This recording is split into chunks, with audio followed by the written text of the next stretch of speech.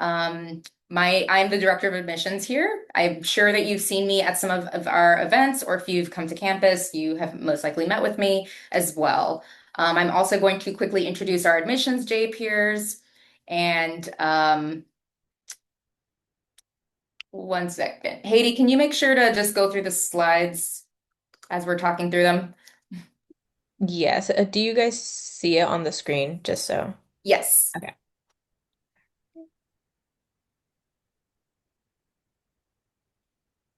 Okay, perfect. Sorry. Okay, so yes, just want to introduce the admissions J peers who are here. They are second year students in our Master of Journalism program who also help out in the admissions office with me. So again, you've probably met them at drop-in office hours if you've joined those sessions or at other events. So they'll also be joining as the panelists for today's event alongside two additional panelists, current students.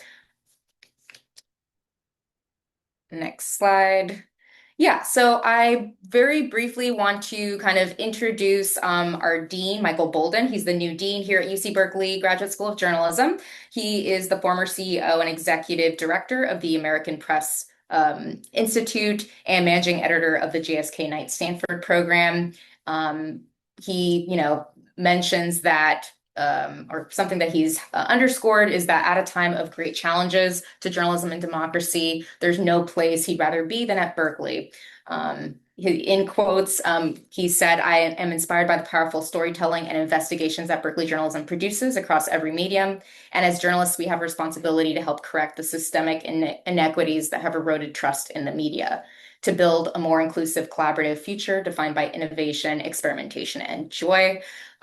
Drawing on his wide-ranging experiences in newsrooms and leadership roles, Bolden emphasizes the importance of community-centered journalism and has said, great reporting starts with knowing your community, being part of it and learning from it. And caring deeply about it. So that is how we build trust and tell stories that truly reflect the diverse realities of the world we serve. So I do want to kind of mention that that is a big part of our mission and push, and that Michael Dean Bolden is a big part of that. And hopefully, when you come here, you will be able to also feel that mission. So yeah. Next slide. Yeah, so who are we? Again, speaking about our mission, we are proud and passionate educators, between the staff, faculty, and everyone that works here really has a shared mission, which is to expand the worldwide impact of truth-seeking, fact-based, and inclusive journalism by training the next generation of journalists, of diverse journalists to become exceptional storytellers and industry leaders. I think again, the leadership side of that is really integral as well, right? That we are not just producing journalists that can do the job, but that they're making an impact. They're leading innovation and change, and they're shaping the type of journalism and the voices that are being represented in the field, right? And yeah, so I think that is definitely a big part of what makes UC Berkeley journalism a great place to be. Yeah, so kind of what are we looking for? We're looking for individuals who are curious, they're bold, driven, independent thinkers, and they want to make an impact through storytelling. And hopefully that's you.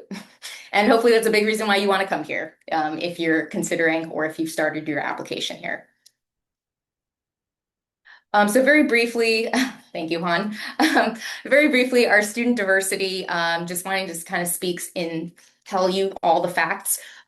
So our typical enrollment size is 50 to between 50 and 60. I know that I think Haydee and Fuwad's class is I think 54 students, and I think the incoming class is 53. So we're generally between 50 and 60 enrolled in your cohort. And we have 2 years, so we have no more than 120 students on campus. So we are a very tight-knit, small cohort and program.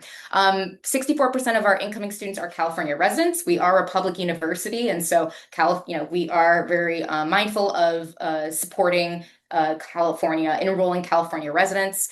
36% of our incoming students identify as coming from an underrepresented background, and 38% are first generation college students. And then lastly, 57% are students of color. So that again, just speaking to the fact that, this event is called the Graduate Admissions Diversity Fair, I did want to speak to that element of diversity and having a community that is diverse, but also that is a big part of our mission is to ensure that we are ushering in the next wave of diverse journalists, right? To tell diverse stories and talk and report on communities, local communities that resonate and are representative of what we see in our in our communities. So yeah, why UC Berkeley Journalism? So we offer a 2-year Master of Journalism that is really key. I think probably Natalie, Riley, Fuwad, and Haydee can attest to that does help us stand apart. 2 years, most programs, offer a 1 year, maybe a 1.5 year program. And so, having that 2 years is really, really integral and allows our students to delve deeper, to explore, and to really have the time to master the skills that they need to be competitive in the job market, to have a portfolio of published work by the time they graduate. The other points that I like to say, a location like no other.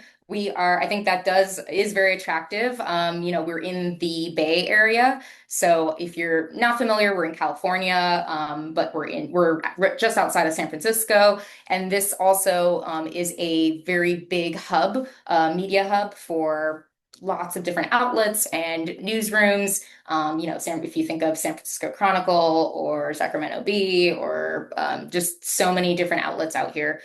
So we can talk more about that later as well with the internship and where our students are able to do their internships as well, just being in this area.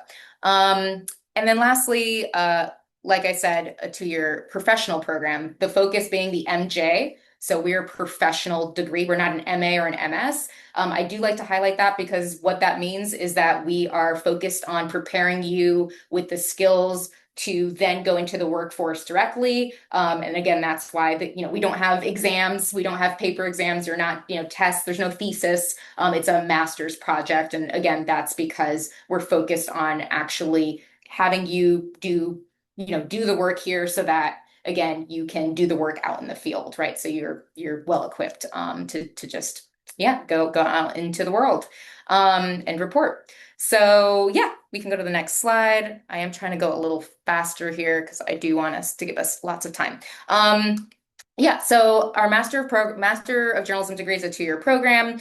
There are specializations, which we'll talk more about, but essentially there's audio journalism, podcasting, documentary filmmaking, multimedia video for the web, narrative writing, and photojournalism. In your application, we do ask that you choose one of these as a first choice and then a backup option. And again, this just helps us to kind of understand how you see yourself taking advantage of the resources and the classes and how you kind of picture your experience here. And then we also offer 2 concurrent degrees. One is with public health and the other is with Asian studies. So if you have more questions about that, we can also talk more. We'll actually have other info sessions speaking specifically to the concurrent degree in the future. And then there are topical areas as well that you can delve into and be exposed to while you're here through classes. And that includes the business journalism, which also offers a certificate option, meaning that if you take 3 classes here, you'll be eligible for that business journalism certificate on top of the MJ degree. We have climate journalism, the climate lab in that 2nd year, data reporting, health and science reporting, international reporting, investigative and reporting on incarceration. Again, those are just some of the kind of topical areas that we're known for, but of course you can report on kind of any beats of interest. So yeah.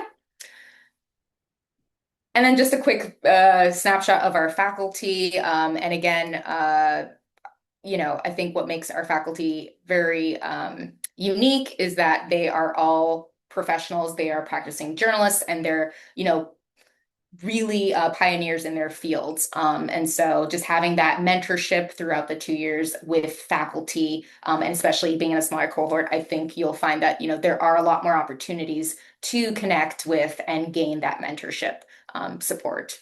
from faculty. And then curriculum and coursework, I think we can maybe skip some of these. Again, these are opportunities. We can put links in the chat for you to learn more about the curriculum, which includes a summer internship. So yeah, we'll kind of keep talking more about that. So as I mentioned, the summer internship between year 1 and 2 is a big opportunity for our students. Part of the 2-year, I think, journey, which is great, is that you have time between year 1 and 2 to do that summer internship, which is a degree requirement here. And you can see just some of the sites where people have done their internships in the past. So yeah. And then again, speaking to more of those unique opportunities, we have travel classes that have taken international reporting travel classes that have taken students to Latin America, Taiwan, India. Last year, students went to Colombia, to Bogota in Colombia. And I think this year, I don't know if I remember where students are going, but it's somewhere in Latin America, I think, for sure. But again, just continuing that, maybe Ecuador. I want to say Ecuador, but I might be wrong. And yeah, certificate in business journalism, I mentioned that. That's in collaboration with Haas, the business school. So you can actually take courses at Haas. And then also with Bloomberg Philanthropies, we have a really great relationship with Bloomberg. We actually have a lot of I see a lot of our grads going to work at Bloomberg in New York or other places at Bloomberg. So that is a really cool opportunity as well. Mini classes, you can take aerial photography as an example, and those are just shorter courses, usually like 1 credit courses. So usually 6, 7 weeks long, or even shorter. And then taking classes outside the J school. So you're welcome to take classes outside the J school. You don't necessarily need to take all your classes here. I think you have some, depending on, of course, on your schedule. If your schedule allows, documentary, for example, I know has a very kind of larger workload. So that might be a little harder with doc, but yeah, I have heard of students taking courses like whether it's a Latin American studies or they want to take kind of a course that's more related in the sciences like climate, or in the energy, the sustainability, environmental and sustainability program, or even, as I said, Haas, right? Because you can take courses there too. There's the climate lab, and then also investigative reporting program, which is very well known. And I think a lot of people have an interest in investigative. When I speak to prospective applicants, they oftentimes say, yeah, investigative seems really interesting, or that's like specifically why they want to come here. So we'll talk more about that and how you can get involved in the IRP in the next slide. Yeah, and I think one of the great things about the IRP is, it is a newsroom. It's a, it's a what we call like a, what do you call like a, it's a newsroom that allows you to kind of practice what it's like being an investigative reporter. So again, one of the cool things about the IRP, their mission that I want to highlight here is inviting new voices to expose injustice through ambitious investigations executed at the highest standard. And again, investigations can take a long time. So having that 2 years, again, is really, really instrumental if you're really looking to get into investigative type work. The next slide. Yeah, and so different ways you can get involved. We'll talk more about this. We'll actually have the IRP talk a little bit during the open house session, so you can hear more about the different topical areas then, like investigative. But there are fall and summer internships, so you can intern there. You can take the investigative reporting seminar or the OSINT class, and then in your second year, take the developing your blockbuster investigative story if your pitch gets accepted. And then that would be where you can work more deeply on developing your investigative story as part of your master's project and having the resources of the IRP behind you, which is very cool. Yeah, and then just kind of job opportunity, I think people always want to know, where do our students land? And it really, I mean, again, this is class 2024, but we have really alums that are really making impactful, doing impactful storytelling in every medium, whether it's documentary work, style work, whether it's, audio, whether it's like an NPR or, just there's just so many very, very just illustrious alums, I would say, and just the amount of really cool work that they're doing and changing the face of journalism, which is what we like to say here is, I mean, they really are doing that at the highest level. So yeah, this just to give you guys a sense of some of where our students have landed more recently, but we'll do an alum panel as well in the future after. I know this is a student panel, but we'll be doing an alum panel at the end of the month as well. So definitely stay tuned and yeah, register for that event. So I think that's the end of my presentation. So we're gonna now hand it off to the students. Yeah, actually, this is just a few pictures, so we can just go through this just to show you kind of what student life looks like, student organizations that students are involved in, whether that's NABJ, NAHJs, SAJA, or, wherever, there we have lots of different chapters. And so there's also opportunities there to go to these different conferences and yeah, just very, very cool opportunities. I know that we just had students that went to Athens, Greece, and they went there for a conference, yeah, like last week. So that was also, there's pictures there. So you could actually keep going through the slides because there's lots of pictures just to give you a sense of, this is at the J School. You can see pictures of us actually on campus here, with the Cal Bear. That's Andres. He was an admissions J peer last year. Students traveling. So like some of these, so the middle picture was Navigating the Age of Doubt. That was a conference in Athens that was focused on, I want to say it was I think it was a data conference. Yeah, it was a data conference. And then the students on the left side they were in Mumbai for a travel reporting class. This was like 2 years ago, maybe. And then on the far right lower side, those are the students that were in Bogota, Colombia or not last year. I guess it was in the spring semester of this year. So they were there earlier this year. And then we have a student that was attending the NICAR data conference with I think it was like 20 students. I heard it was a really big group of students that went earlier this year. So that also is a really cool opportunity. And actually, Jennifer LaFleur started the NICAR conference. If you're familiar with that, like that she ushered that in, and she's our faculty here. So yeah, again, we just have really exceptional faculty that are just very well known in their industry, in the industry. Yeah, so that's all. We will now, yeah, allow our panelists to be featured so we can spotlight them right now and then let them take it from here. I'll ask questions of our panelists and then open it up to Q&A. So yeah, I just want to make sure we kind of cover some key questions, hear from their different perspectives, and then again, we can open it up to question and answer, Q&A. And if you do have questions, feel free to add them in the chat, and then we can ask those questions later as well, if you just want to, yeah, make a note of that. Okay, so my first question, so maybe we can do quick introductions if we want to go in the order that the pictures profiles are going. So we can start with Natalie, Riley, Fuwad, and then Haydee. If you want to just quickly introduce yourself. Yeah, hi everyone. My name is Natalie. I am from the Central Valley and I'm a first year student right now at the J School. Hi everyone, I'm Riley. I'm a second year student at the J School and I'm originally from Northridge, California. Hi, I'm Fuad. I am from India. I'm in the second year documentary track. Hi everyone, my name's Haydee. I'm on the narrative track, also a second year, and also a JP here at the J School.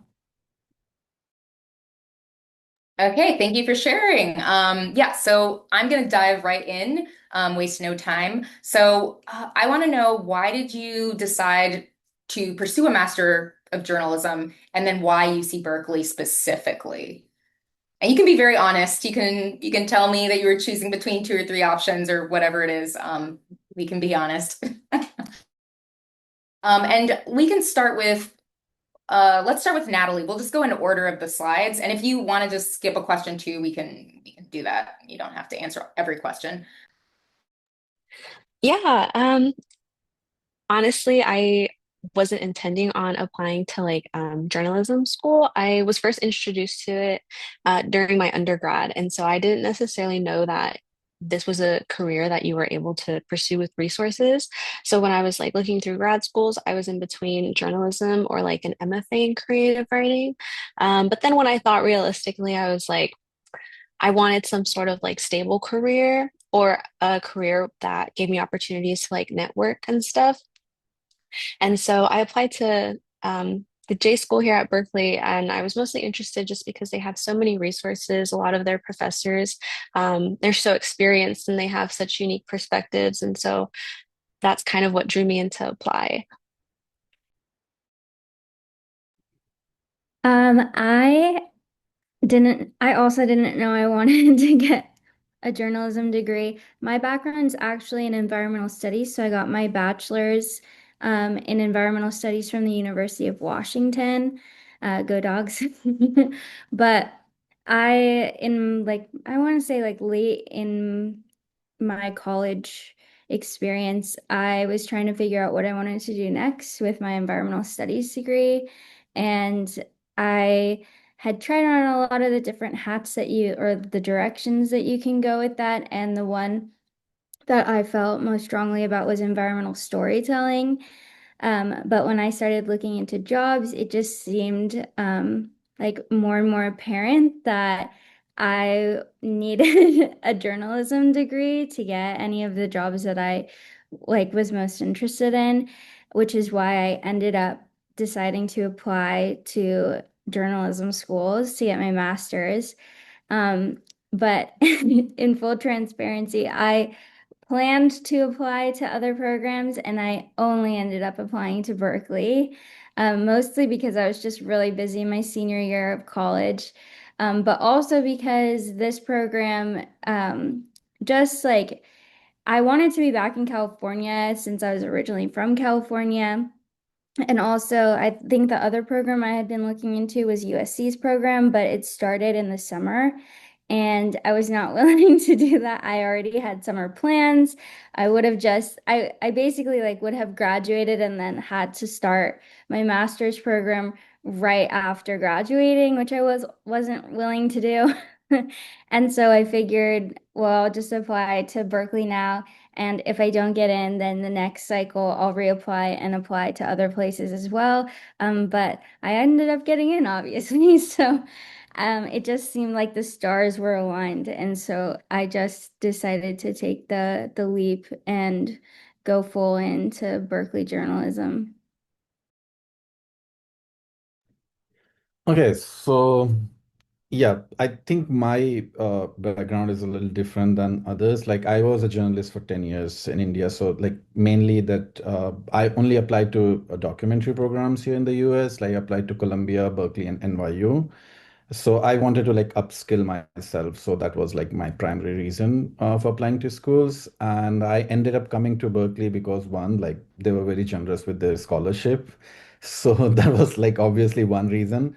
But another reason was like I had friends at Columbia who had done documentary program there. So it's a 1 year program. It's a 3 semester program at Columbia. So it's very hectic, very intense, and you don't have like time to do anything else. So I wanted to be that was like one attraction for me. Berkeley, like you have 2 years and then you have like a summer where you can intern and get your clips in, work on other stuff. And also I wanted, because I was a working journalist in India, so I wanted also sort of wanted to support myself while I'm here.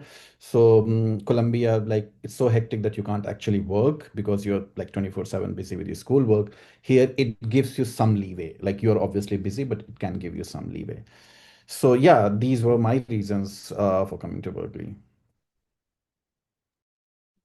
So I had just like come out of my undergraduate studies, and I think like during my senior year, I was kind of weighing the option of going like continuing my education or going straight into the industry. And I honestly felt like I really didn't have enough of those skills yet, and so I still wanted some time to build those skills in journalism that I wasn't able to get during my undergrad.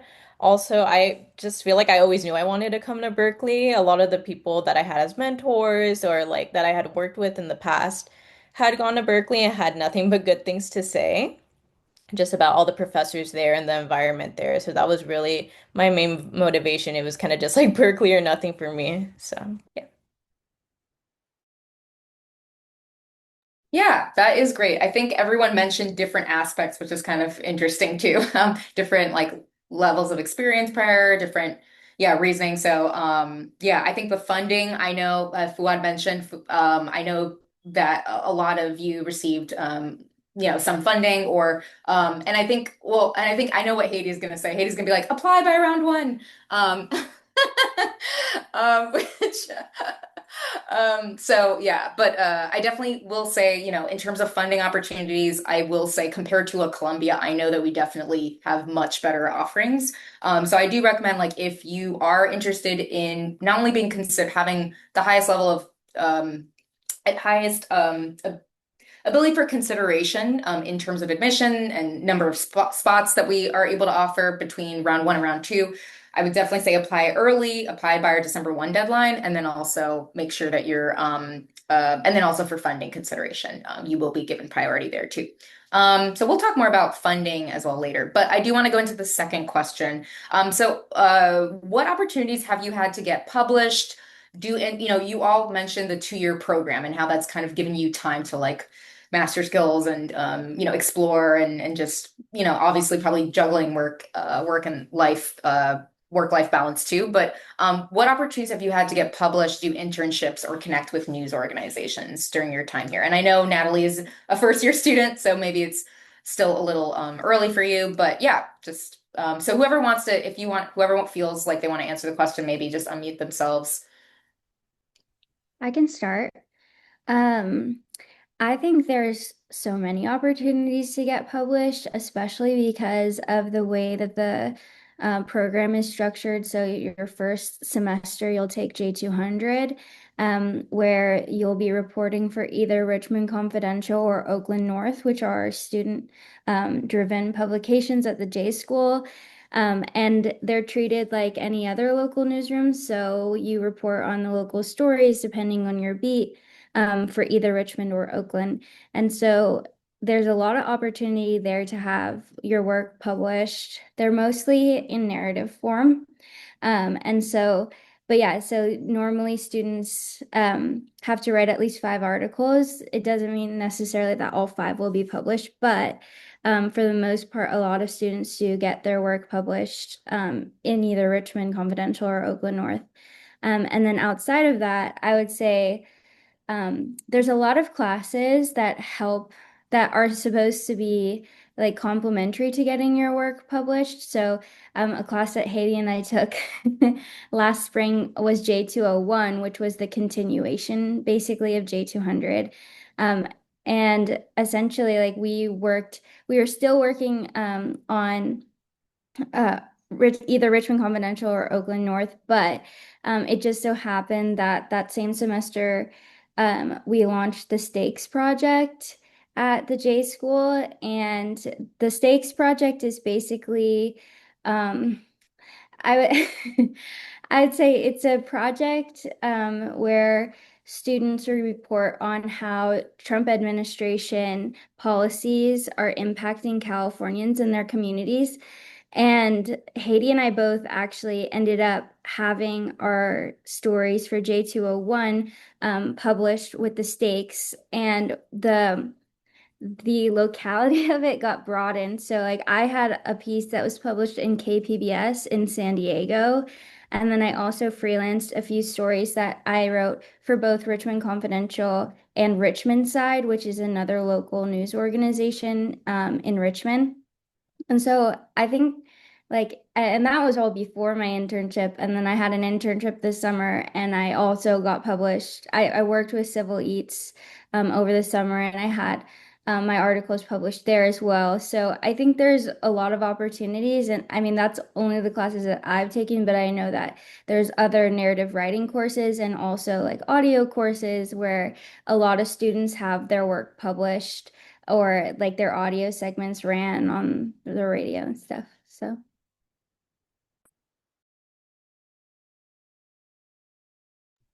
Yeah, thank you for sharing that, Riley. Yeah, I think that J200 course, that's actually part of the curriculum the slide that I had earlier, which is, the summer internship, the J200, and that's like generally it's a really good jumping kind of like fully immersive, reporting, like really understanding how to not only report like at the, work with local, like in your local, do local reporting, but also really you know you're you're doing interviews, you're learning how to pitch stories and work under deadlines, like really quick turnaround, right? Which like so just kind of all of those really important practical skills that it takes to working and also having the support of like an editor and so I think it's just I will say I think that you're really hitting a lot of the points that I like to share because that's what a lot of students tell me that they really appreciate about the program is like just getting that hands-on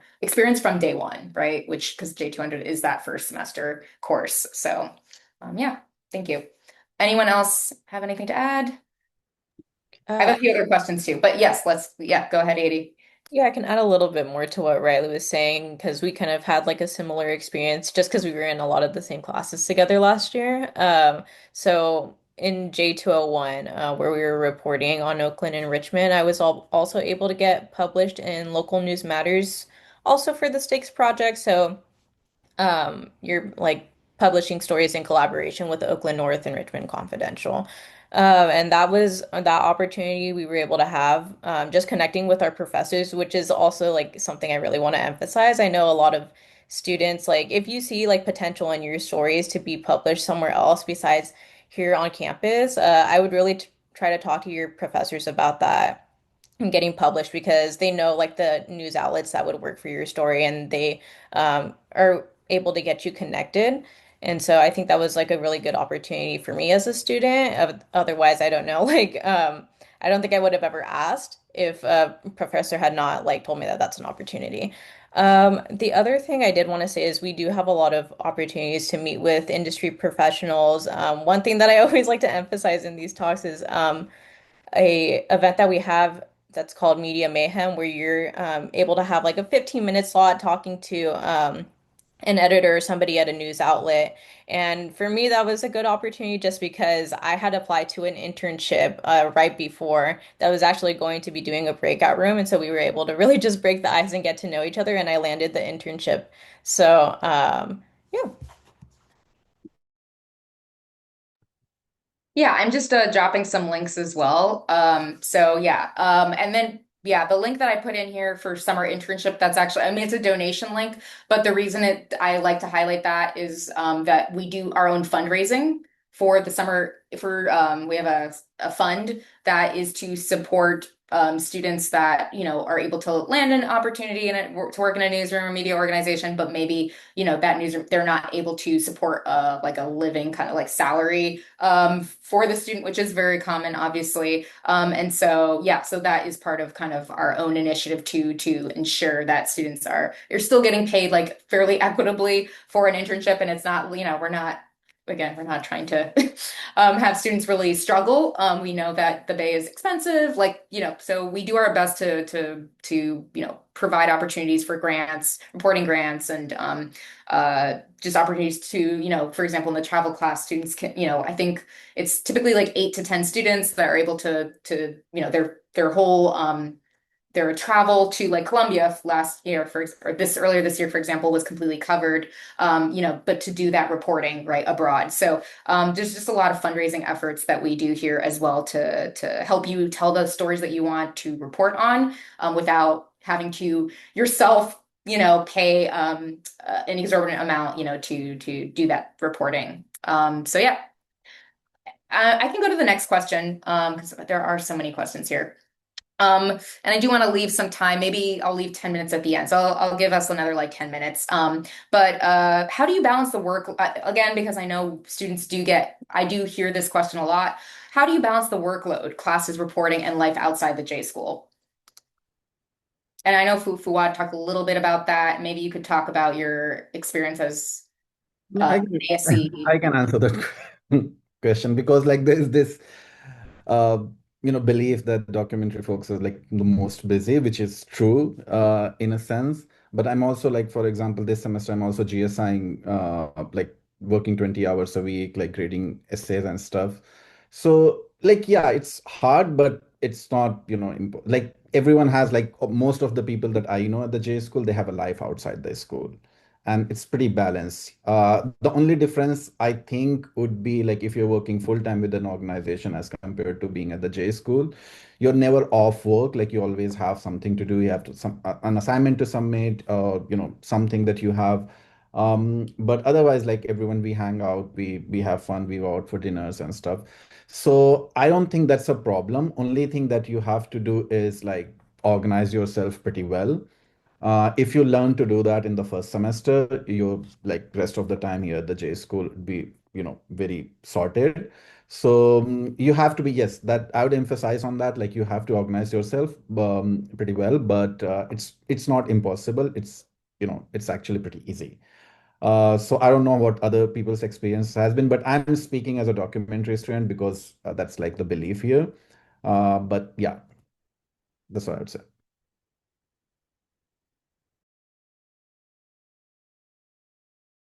Yeah, thank you for sharing, Bud. And yeah, just because I know acronyms, we're so used to the acronyms, but GSI is like a TA position. So you're normally, you're yeah, like a TA essentially. Essentially the same idea. We just call it It's a GSI. TA. Well, it's a Berkeley lingo, like graduate student instructor, but it's a Yeah. TA. Yeah. So, and I put the link for academic student employment. So that is a really comprehensive funding opportunity. And you can GSI, you can be a graduate student instructor, reader, tutor, at any department across campus. So it's not exclusive to just because you're in the journalism school doesn't mean you can only be eligible or apply for those positions. It is something, it's not related to like scholarships or any departmental funding. It's not like our scholarships aren't contingent on employment here. I know some other departments might have opportunities that are contingent with like doing that at their within their department, like being a TA. But um, with our students, so this is an opportunity that when you are accepted and enrolled as a student, which typically happens, you're considered matriculated in the system, you have a Berkeley ID, like then from that point on, usually around April, so the next spring, the spring before you start your studies, you'd be able to start applying for those positions. And there's a whole list, and they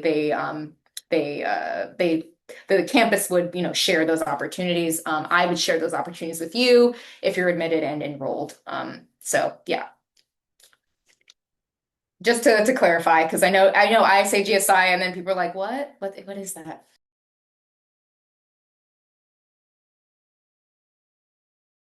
I would probably say the same as like Fuwad. Obviously, I'm not as busy as Fuwad. On the narrative track, I think it's a little bit easier, but maybe not easier, but I mean, I guess we all have different workloads, and I think it's really just what you make of it. And I mean, I know some students are taking like way more classes than I am, and are still like able to like juggle everything and still have a life outside of the journalism school. And I mean, you have like a really good community just at the school itself, and Fuad already kind of said that, but I mean, like those are like most of the time the people that I'm with, and like you're getting stuff done at the same time as you're having like your, I guess, like leisure time. So yeah. Okay, I do. Okay, well, I'll just go to the last question, just to make sure we have enough time to open it up to other student questions, applicant questions. But what advice would you give to someone who's considering applying?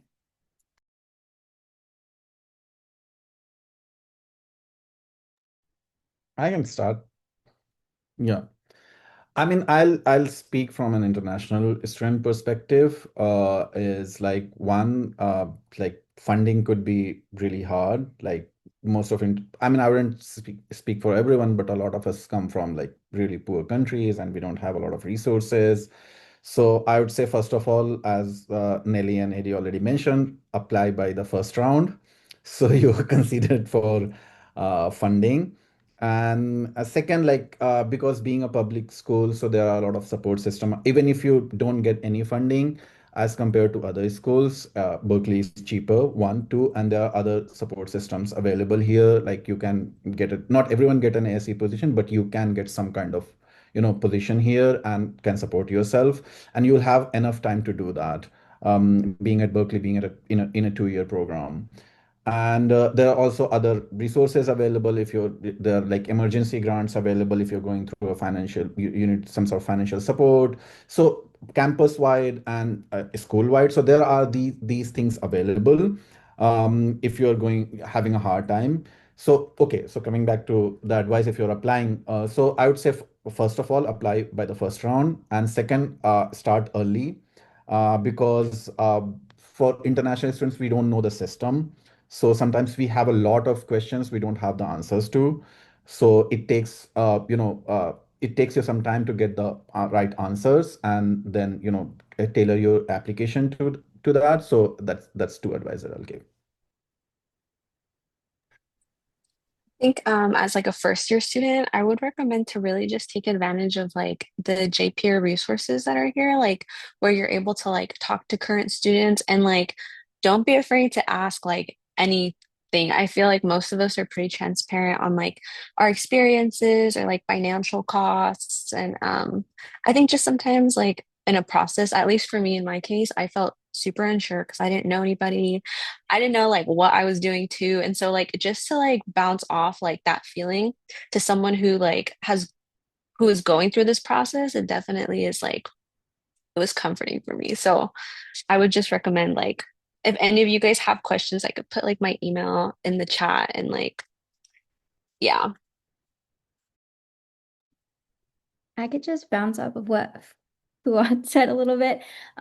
Definitely start early. Don't be like me, and apply or do your whole application the day that it's due. It was a stressful day that day. I did get it in the priority deadline, but still, I would start early. That was one thing that I wish I had done when I was applying. And then the other thing I would say is definitely don't doubt yourself if you don't have any prior journalism experience, because I didn't. And I was even really nervous like after I got in and when I decided that I was going to go, that I wasn't gonna do well, but I feel like at the J school, like everybody has like such different ranges of experience when they come.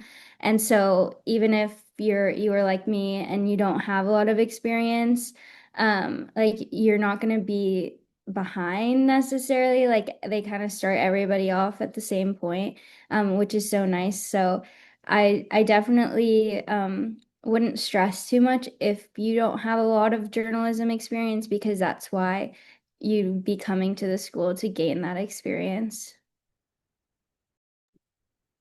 I would say really try to do your research before like turning in your application and as you're kind of going through that process of applying.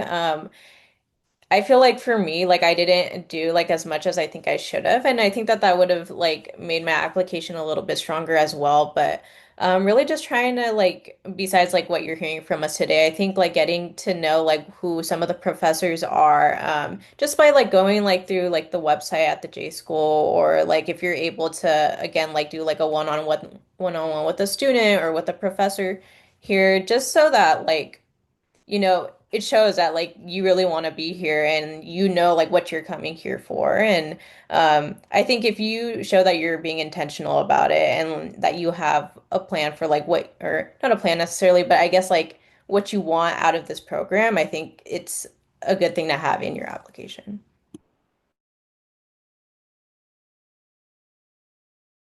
Okay, well, great. If there aren't any final notes, then we can open it up to student questions. I've been answering some of the questions in the chat, but yeah. So if you have a question, feel free to unmute yourself, or maybe raise your hand first, and then you can unmute yourself.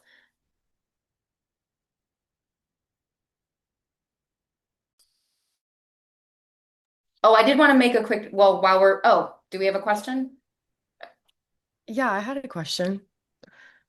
Uh, psh, Sorry, I don't know if you can hear me. yeah. I was just gonna say, Should I stop sharing the screen maybe? yeah. Or could you put the oh no, I did want to actually go through some of these other slides. So if you can maybe keep that up. But yeah, Sarah Martin, if you want to go first, and then I think I saw Segun Michael maybe had a question too. But yeah, go ahead, Sarah. Okay, thank you. Yeah, my name is Sarah Martin. My question was for Riley, actually, just because I saw that you're doing the multimedia track, and that was the track that I was most interested in. I was wondering if you could tell me a little bit more about it. It just seems like a super broad category, and I was wondering, I think it seems like it's more like geared towards like new age, like social media, and I was just wondering like what exactly that track entails. Sure. I will say, you're right that it is broad and it is geared towards new age media. And I think like there's been a little bit of restructuring in recent years. And so basically the way that the track is laid out is that in your first semester you take a video reporting class, which would be short form video for either social media or broadcast. So anything ranging probably between like a minute and 5 minutes is usually like the kinds of videos that we're doing. And then the second semester, you take a class called Interactive Narratives, where you're basically building web packages, building stories in web packages. And so that class, like you do a lot of coding. I mean, it is kind of like a mashup of almost all of the tracks. Like you're kind of dipping your toe in a lot of different mediums. And so there's a lot of classes that complement that. So like I've taken narrative writing classes just to help me build out like my reporting skills, but then also I'm taking the multimedia classes to help like think about how to tell those stories in more creative ways. And so then now that I'm in my second year right now, the class that we take is another multimedia reporting class that's supposed to help you. It's basically like it aids in the the master's project. And so like right now we're just like getting started thinking about what our projects are going to be. And we just it's almost like a workshop this semester, and the next semester is when we actually build our projects. But it can be like kind of broad, depending on what it is that like if you're not super sure. I wasn't super sure exactly what I wanted to do with multimedia when I came in. But for the most part, I feel like it can get narrow if you want it to. And also, a lot of us on the multimedia track take a lot of the data classes. And so, a lot of the classes at the J School work in tandem with multimedia because it can be kind of broad. And so, I would say, like, there are the specific multimedia classes, but then a lot of the other classes complement that. So I mean, it's like a lot of people have like a really specific idea of what they want to do with multimedia, but also it's okay if you don't. And you're kind of just learning all these different skills, which I think is really helpful, because you kind of learn to almost be like a jack of all trades. So you're getting that fluency with a lot of different skills that newsrooms now especially are looking for and needing, especially with like the rise of social media and the digital news landscape. So I would say like it's fairly structured, but also you do get a lot of extra support through those other classes, even if they're not specifically multimedia classes. Thank you. Great. Hopefully that answered your questions, Sarah. It did, yeah, thank Like you. fully. Okay. Okay, great. So I see that I think Sagoon, it looked like he had unmuted himself. I don't know if he had a question. He didn't raise his hand, but I just want to Yeah. make sure. And then we can go to Simon. Yes. Hello. Yes. Hello from I'm Shagun from Abuja, Nigeria. Actually, the question I would actually like to ask is about the narrating, narrative writing track. Which I'm actually quite interested in. Although I have an experience, I have a journalism background. Uh, I used to work as the overseas information reporter for the South Korean Ministry of Food and Drug Safety, and of course also as an African continent correspondent for the Korea Africa Foundation, where I emerged as the best correspondent in Africa back in December 2022. So I would like you to kindly tell me about, how your narrative writing, tracks actually structured, if you don't mind. That's my first question. And my second question is with regards to the application fee waiver. Can you also tell me about how you make your decision in terms of the selection of candidate of prospective students who you think should be awarded such? Thank you very much. I could talk about the narrative track for your first question. Um, I think it really depends. Like, I mean, especially in your like the second half of your first year and then the rest of your second year. But in the first semester that you're here at the J School, you're taking the introductory narrative fundamentals class, and that's where you're really learning about just like structure. You're writing, I believe, like three stories in that class, and really just practicing the basics to pitching your story with your professor, and then also just learning how, those basic skills and really advancing that throughout the next classes that you're taking. You do have to pretty much pick a concentration within narrative, and so it's kind of divided into three categories, which I think is different from the other tracks. But for narrative, you can do short form narrative, investigative if you're able to. I think you can still do an investigative piece even if you're not at the IRP, but um, a lot of students with when they're in the first class for the investigative reporting program, they will create a pitch, and then that pitch will be used as your application into the program. And then there's also long form. And so those three categories all have, I guess, like different requirements as to what classes you're going to need to take. So, at the end of it, it's pretty much just to help you come up with your thesis project and or your master's project and the medium that you're going to be doing or the I guess the length of your project. And so for short form at least, I know that ours is a portfolio that should add up to 3,500 words. It can be multiple stories. I'm not sure if it could be just one, but yeah, just a portfolio of the different stories that you've done during your time at Berkeley. I think some can be unpublished, but I'm pretty sure they do want them mostly to be published. So. Oh, hello, hello. Can you hear me? Yes. Yes. Mm-hmm. Yeah, is there some kind of provision for, because I also used to work as a fact-checking assistant for CNN, in Lagos, some years ago. So, but I would like to improve on my fact-checking skills. So, so the question I would like to ask is that, is there some kind of fact-checking, content in as part of the program? I actually don't think that there is, but I think, I mean, that's kind of just a skill that I guess you learn while you're reporting. I don't know if other students, if they know too much, but there's not like a specific course where you're doing fact checking, I believe. Okay, thank you. I can answer your question later on about the application fee waiver because I have a slide that talks about it. So maybe we can get to that. I know it's at the end. If you do have questions about it, you can always email me though at the journalism. I just put my email there. So if you do have questions about application fee waiver, you can just email me as well after the session. But yeah, let's keep going because I see there's a Simon and then Cassie. So Simon, if you want to, yep. Yeah, hello. Please, can you hear me?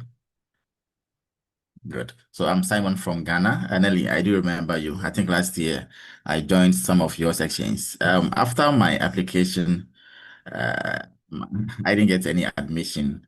I'm actually a journalist and also into digital marketing. Yeah, I have a background in journalism, both radio, presentation, production, and that of reporting. I did a bit of documentary when I was in school, but since last year, I've taken it upon myself to also produce documentaries for businesses and other societies. I want to give it a shot again. I don't know, what should I do different so that I can actually join this noble institution and acquire more knowledge? Thank you. Which track are you considering, Simon? Doc? documentary or something? Oh, multimedia or Yeah, please come again.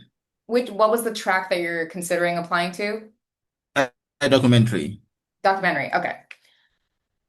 So, what I could do, Simon, if you email me directly, I can give you feedback that we received from last year. So that might be helpful. But you can always reach out to Fuwad, like one of the admissions J peers too. Fuwad is documentary, so he could kind of share some tips, like if there's specific things like work samples, like how do you select one, whatever it might specifically be. But I'm happy to give you the feedback, if you just email me.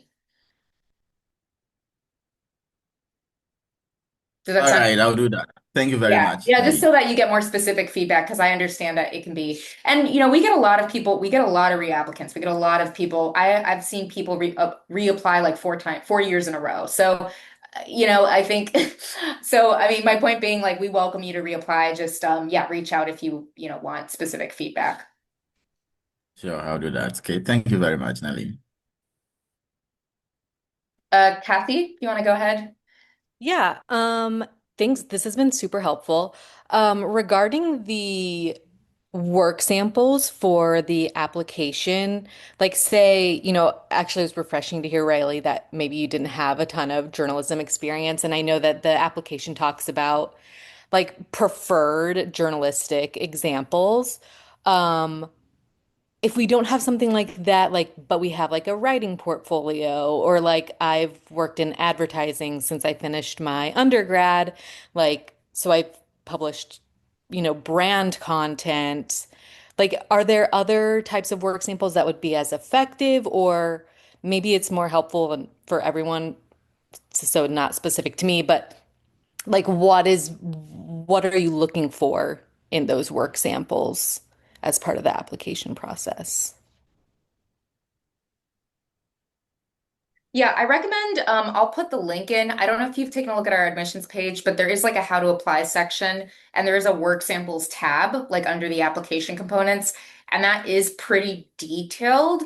Um, I don't know if you've taken a look at that. So I'm happy to put that link in. But yeah, essentially kind of like what you mentioned, ideally they are going to be preferably journalistic published work. But again, it could be essentially as long as you have at least one nonfiction sample of writing. You know, it could be an academic paper. It could honestly just anything.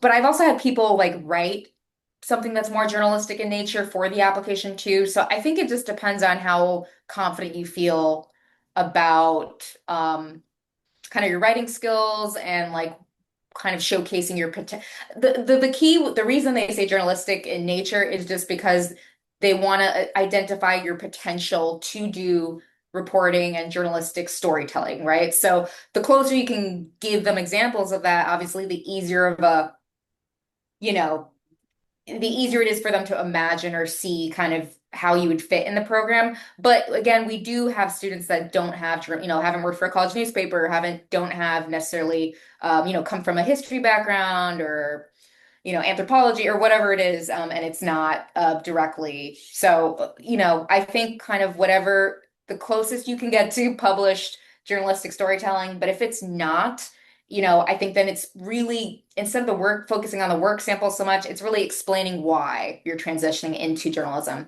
and kind of really focusing on those transferable skills in your resume and other parts of the application too.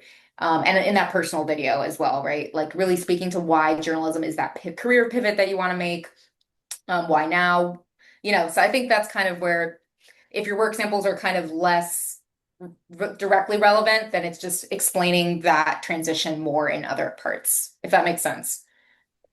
No, that's super helpful. Yeah, Yeah, so thank I don't you. think you necessarily need to rewrite stuff. Like I always tell people like I don't think you need to do that, especially if you are writing like advertising, like if you're like Yeah. communicating or like just something that PR, like adjacent, then I don't think you need to. But again, they just want to see what you have, like where's that potential. Yeah. I don't know if Awesome. Thank Riley you. or Nat. I know Haydee and Natalie, I think, came from more Natalie, did you come from more journalism? Yeah. Okay. So yeah, maybe Riley can. Yeah, I mean, I don't remember. It feels like a lifetime ago. I don't remember what like every work sample I submitted was, but I do know that I did submit an academic paper I had written. God, I honestly I don't remember what I used. It had to have been stuff that I had just written in college. I had no journalistic samples. But I just submitted any writing samples that I had, like any essays I had written in college that I thought were a good showcase of my writing skills. And then I had done a research paper in college, so I submitted the research paper, but yeah, I remember thinking like, oh, I don't have any, I don't have any journalistic Yeah. articles, but it turned out fine It for me. worked out. Yeah, I think especially for narrative writing, I think there's a little bit more, it really depends on kind of what you're looking to do here. I think like I would say like pretty much everything aside from documentary doesn't require that you have technical like expertise prior to the program. There's kind of an understanding that you like we're the faculty, they're like equipping you with the skills from the ground up. So really documentary is the only track that you kind of really need to have specific skill set in. And so everything else, other tracks, I think as long as you again have good reasoning and like really have a compelling case for why journalism. Oftentimes, where I see people not doing well in the process is just that they don't have a clear kind of how this fits into what they've done or their next chapter, and like they just haven't really thought through it really clearly. So yeah, and then also why Berkeley journalism specifically, why a J school specifically, just thinking more about why you want to be part of that environment, why a 2-year program, what is it about this kind of setting that is going to really allow you to thrive and yeah, and we just want to make sure you're going to succeed here. We don't want people to drop out and say, "Oh, I tried journalism, it's not for me," right? We want people to succeed. So journalism is niche, it's not like, I don't know, a degree in business, where you're like, oh, okay. So I think it's just we want to make sure you really know what to expect, and what those career paths look like too. Like, again, you don't need to know exactly what you want to do. You don't need to say, I want to be a foreign correspondent or, I want to be working at XYZ organization, but at least what do you want to get out of this program? And I understand if you all need to leave because I realize it's 12:10.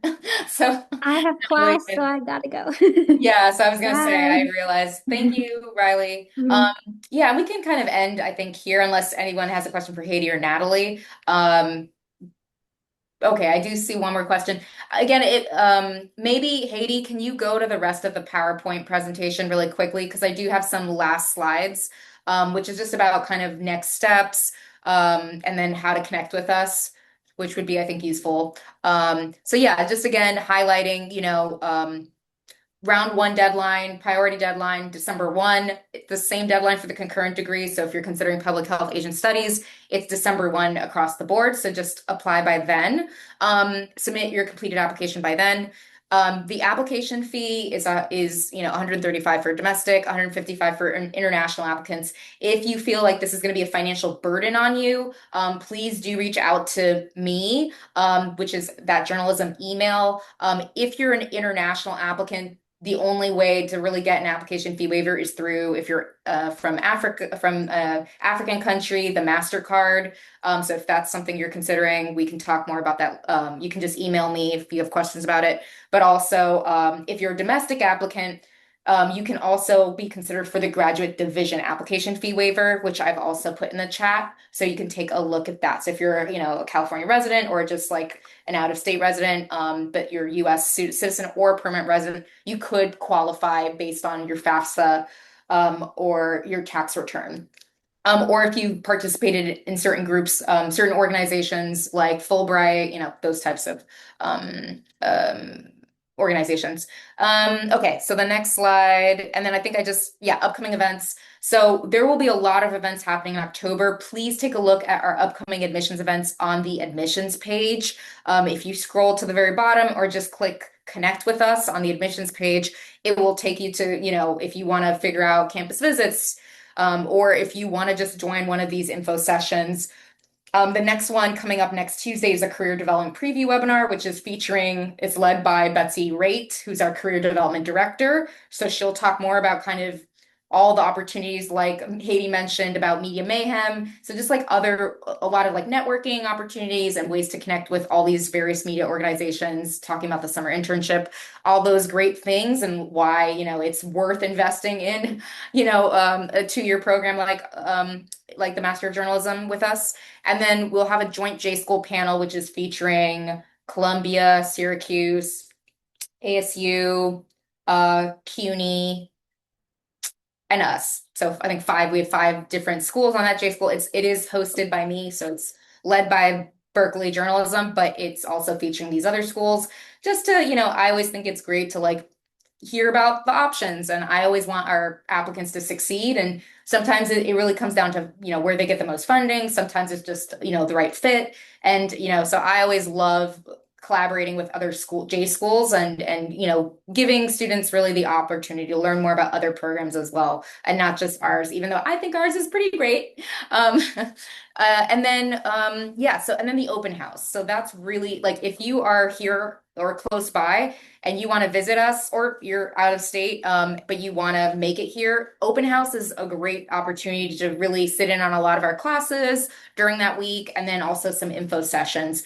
You'll hear from our faculty. They'll talk specifically about their tracks. You'll hear from faculty about topical areas. So you'll hear from people about the climate lab. You'll hear about the investigative reporting program. So just a lot of really great events happening.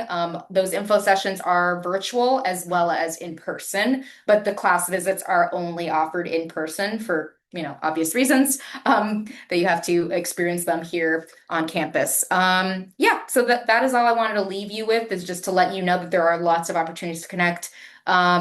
And Johnny has a question. We can maybe take Johnny.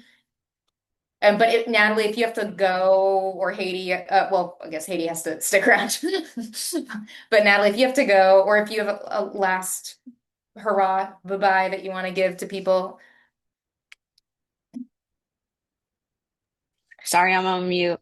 If any of you guys like want to reach out or just have any questions, like also like how to find housing here, like what route you should take, just like questions like that. I'm very open to sharing like how I did it and what I would advise. And so yeah.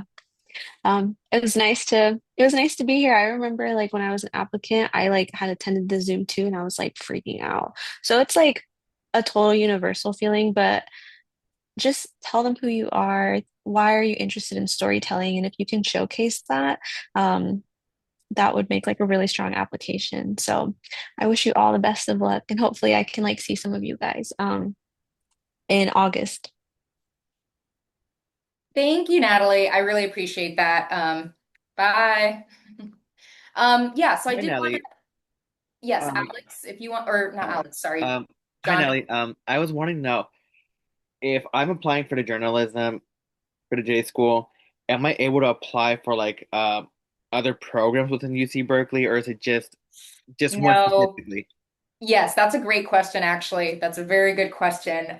You can only apply for one program each academic year, like graduate program. So that's why I say on the app, I put it very clearly on the application, because I get like you're working through an application, you submit accidentally, and then you're like, oh no, I actually want to do this. Yeah, because you can only submit one. So same thing with the concurrent degree. If you want a chance at being considered for public health and journalism, or Asian studies and journalism, the best bet is to submit the concurrent degree one, because you can be considered for 2 programs at the same time. So Yes, Mhm. I was thinking about public health. I was as well, and I was a little confused because I didn't see them like concurring together. So I was just like, I want to do both. So therefore, now that you're explaining it more detailed. You should, yes, it would make more sense in your case, instead of submitting 2 separate applications, which like one for public health, one master, one that unfortunately won't work. Your best bet is actually to be admitted. Like, let's say you applied to the concurrent degree MPH MJ, and let's say you get only admitted to my journalism, or only admitted to public health, then that would just become a 2-year standalone program. Do you Okay, and know what I mean? I also had another question. Yeah. So for the journalism, I can do whatever, if even if I get accepted to both, right? You mean for public health and journalism, the Yes. tracks, you mean? Yes. The only track that you have to apply for outrightly, meaning that you have to be considered outrightly, you can't change your mind later, is documentary. So as long as you're not necessarily interested in documentary, then that's the only one that you can't change your mind later. Like you can't switch into documentary when you're here. You have to like apply outrightly. The other tracks have flexibility. So you could start in your application, you could say narrative writing and then switch to multimedia or switch to photojournalism. There's I more was flexibility Yes, switching. I was wanting to do like kind of like in the multimedia route because I do work with celebrities.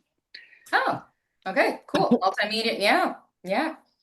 And so, yeah, that's where I was kind of confused because I do want to do public health, but at the same time, I do want to do the multimedia. Do the concurrent degree. Just make sure when you're choosing the application that you select the concentration, like if it's epidemiology, social behavior, because this year they made, and it's kind of confusing now. Last year was simpler, but you do need to choose the right, make sure you're choosing the right application Okay, so therefore, from the MPH side. Yeah. it would say like journalism slash public health, right?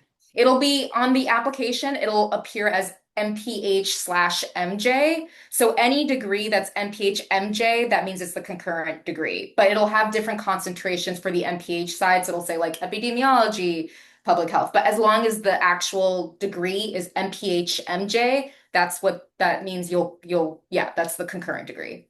There's just a lot of them. There's like there's like 6 or 7 of them. And the specific, I just have to click on that specific one, right? Yeah, yeah. PH. Make sure you're Okay. clicking the right. So it just requires you to think a little bit more about because you're going to be reviewed by that specific Department, like that faculty subset. Yeah, in the public health side. public health, MJ. Yeah, I know it's kind of, we'll have an info session. I can invite you to that, Johnny. Yes, please. There's an info session, and it'll actually be featuring me, the admissions representative for public health, who's Derek Bynum, and then also there will be an alum and a current student there to talk about the program. So I recommend joining that info. I'll follow, if you've started an application, I'll follow up with you, or I can just get your name, or you can email me and I can send you the details. Perfect. May I get your email? Oh, yeah, it's just the journalism, Oh, underscore admissions. journalism underscored admissions. I know it's kind of a mouthful at Berkeley I dot. see it right here. Yeah, yeah, yeah, yeah. Thank you. I really appreciate it because I was very confused because I was It also is kind of, yes, I was wanting to apply for Haas too. So therefore, now that I got a way clear understanding now, I can only apply for one. yes, yes, that is a very good question though. So, good that you asked.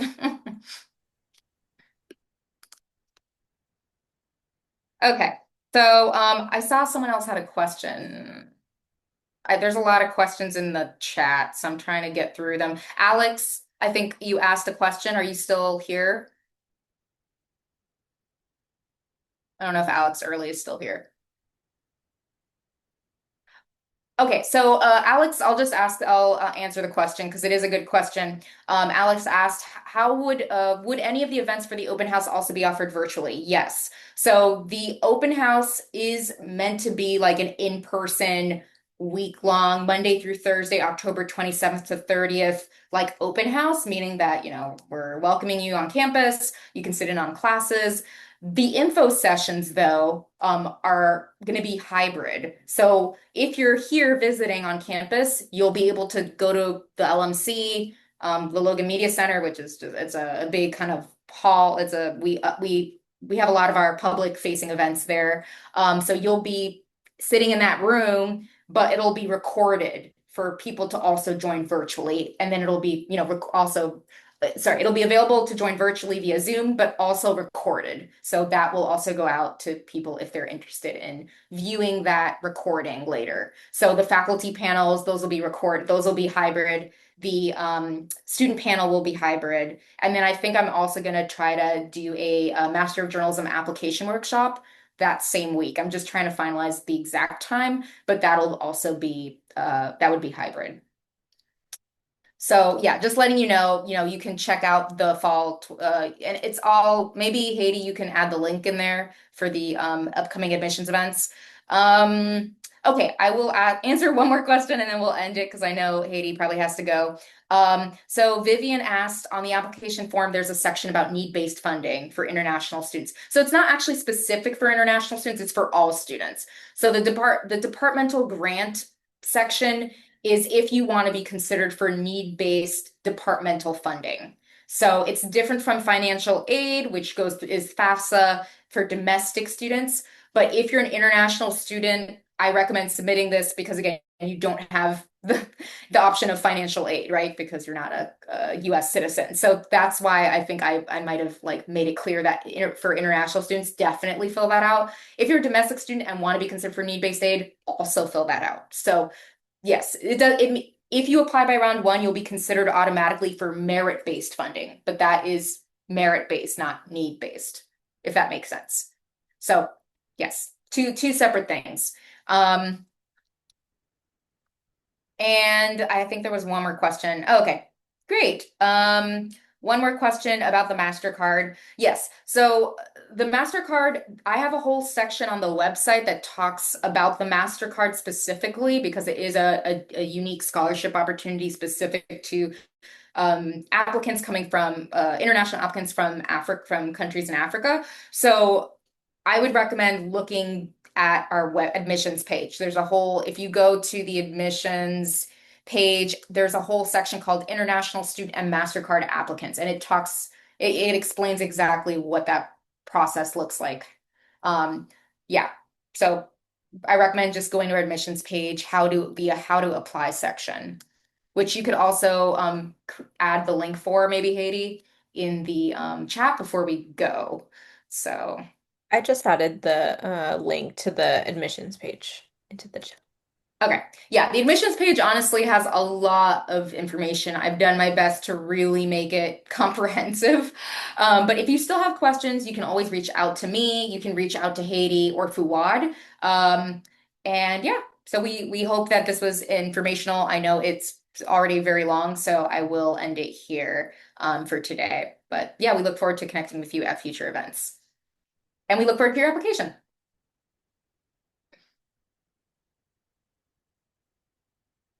Okay. Thank you. Yeah, no problem. Thank you. Yes, of course. Thanks a lot. Yes, hopefully that helps.